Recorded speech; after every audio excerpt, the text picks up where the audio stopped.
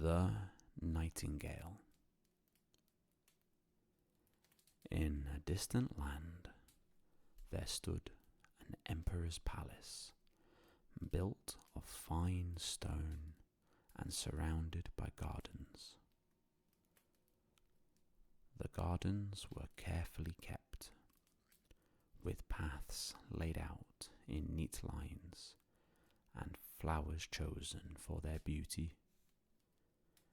Visitors came from far away to admire them, and many wrote about their splendour. But beyond the palace walls, in a quiet part of the woods, there lived a nightingale.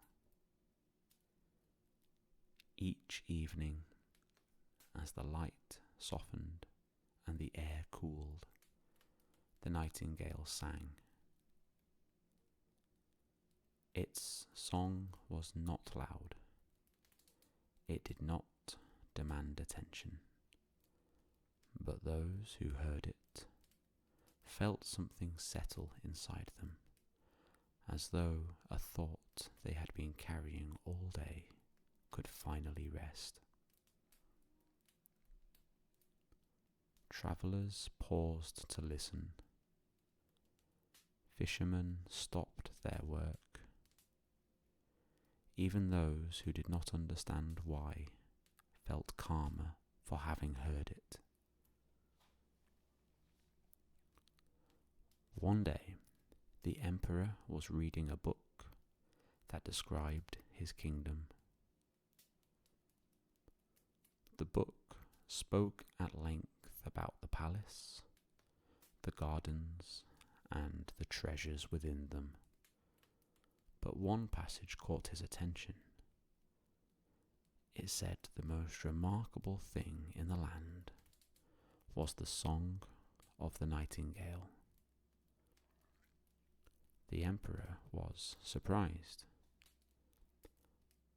"I have never heard of this," he said. "How can the finest thing in my kingdom be unknown to me?"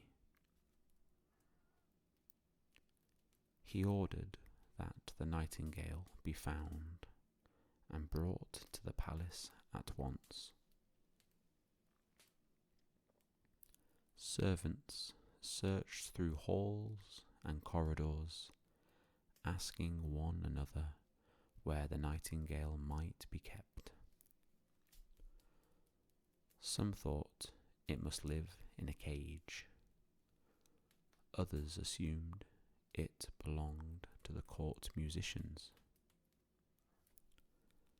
At last, a young kitchen maid who had often listened to the bird while working near the woods led them to the place where the nightingale lived. When the bird was brought before the emperor, it sang. The room fell quiet. The emperor felt tears rise to his eyes, though he did not try to stop them. The song seemed to speak of things long forgotten, of moments that had passed without being noticed. The emperor asked the nightingale to remain at the palace, and the bird agreed. For a long time, it sang each evening. Courtiers gathered to listen. The emperor found comfort in its presence. Then, one day, a gift arrived from a distant land. Inside the gift box was a mechanical bird, crafted from gold and jewels. When wound, it sang a tune, precise, bright, and unchanging. The court was delighted. The mechanical bird sang exactly the same each time. It never tired. It never varied. It could be placed wherever the emperor wished. Gradually, the nightingale was forgotten. No one noticed when it left the palace and returned quietly to the woods. Time passed. The mechanical bird continued to sing until, one day, its mechanism failed. The tune faltered, then stopped altogether. Not long after, the emperor fell ill. He lay in his chamber, weak and restless. The fine decorations of the palace offered no comfort. The mechanical bird sat silent on its stand. As the night grew long, the emperor felt fear creep close. In the stillness, he remembered the nightingale. He longed to hear its song once more. And then, from outside the window, a familiar sound drifted in. The nightingale had returned. It perched nearby and sang softly into the night. The song did not promise to undo what had been done, nor to restore what was lost, but it brought calm.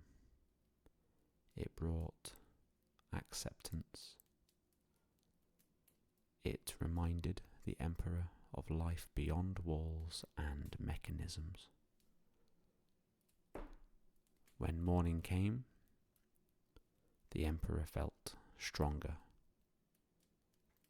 He rose from his bed and looked out into the light. The nightingale did not ask for reward. It did not return to the palace. It simply sang once more, then flew back to the woods.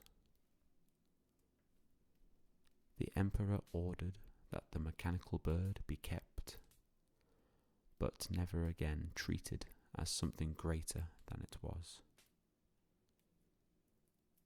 And he remembered from that day on that what is alive cannot be replaced by what is perfect.